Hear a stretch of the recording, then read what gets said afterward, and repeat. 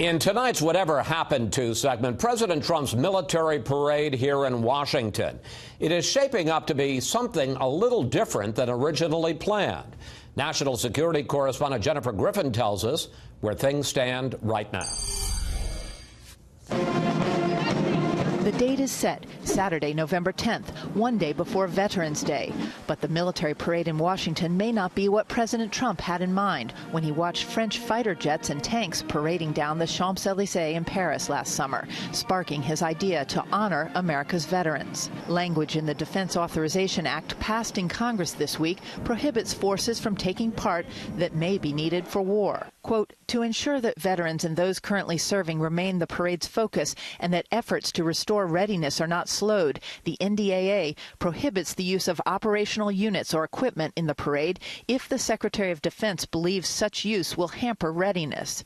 The money will come from the military's operations and maintenance budget, according to the Republican chairman of the House Armed Services Committee. It says if any operational units are used, then Secretary Mattis has to certify that it will not affect readiness.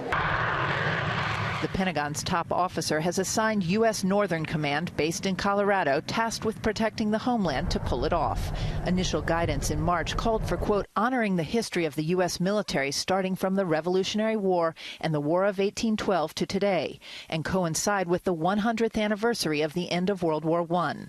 It's not clear now how much the parade will cost taxpayers. I've seen various different cost estimates from between, I think, $10 million and $30 million, depending on the size of the parade.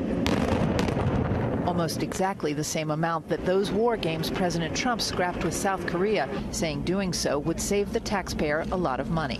The bill tries to make sure this parade is focused on the men and women who have served and really tailor it towards the 100th anniversary of the end of World War I, but also give an opportunity to honor those veterans who never had a parade, like those who fought in Vietnam, those who have fought in Iraq and Afghanistan more recently. The D.C. City Council was concerned roads would be damaged with heavy armaments rolling down Pennsylvania Avenue. A spokesman for the U.S. Northern Command said, at this time, we do not intend to use tanks in the parade. Chris? Jennifer, thank you.